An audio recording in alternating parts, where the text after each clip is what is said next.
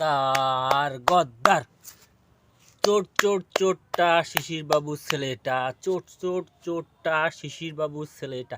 এ কিন্তু আমি কোনো এটা আমার কোনো কথা না, এটা কিন্তু সম্পূর্ণটাই অন্যদের কথা। আমি কিন্তু কারোর সাপোর্ট নিয়ে কথা বলছি না, কারোর দালালি করার জন্য কথাটা বলছি না।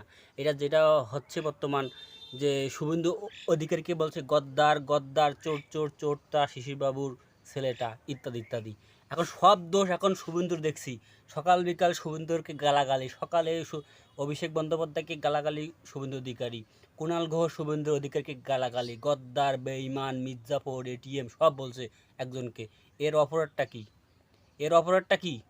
এর অপরাধ হলো একটাই, সে হলো টিএমসি ছেড়ে বিজেপিতে আসছে।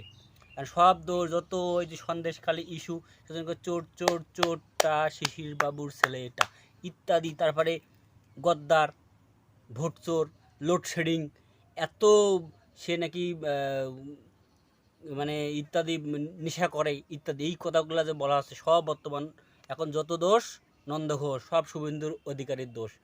সব সে যখন টিএমসিতে ছিল তার কোনো সমস্যা ছিল না, এখন যত সমস্যা সব ওই যে শুভেন্দু অধিকারী। আমি কাউকে সাপোর্ট করার জন্য কথা বলছি না, আমি কারোর দালালি বা সাপোর্ট নেই। আমি যা বলিব সত্য বলিব, সত্য ছাড়া মিথ্যা বলিব না।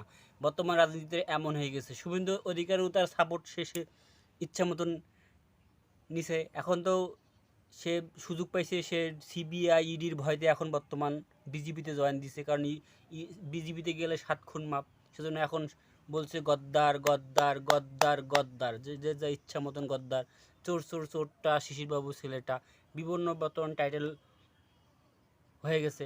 এটা যে বর্তমান যে রাজনৈতিক পরিস্থিতি, এটা যে কতটুকু সত্য মিথ্যা এটা জনগণের উপরে ছেড়ে দেওয়া ভালো। কাউকে গদ্দার বলছে, কেউ চোর বলছে, কেউ চাকরি চোর, কেউ চাকরি খেগো চোর। এই যে বিভিন্ন কথাগুলো বলা হচ্ছে, এইগুলো থেকে আমাদেরকে পরিহার করতে হবে এবং গণতন্ত্রের মাধ্যমে যেতে হবে। হয়তো আমার কথাকে অনেকে কবে যে এর পাগলা হয়ে গেছে, এর মাতাল বাল, এ পাগলা, এই পাগলা কথা বাদ দাও। কিন্তু আমি সত্য কথা বলে যাব, আপনারা মানলে মানবেন, না মানলে নাই।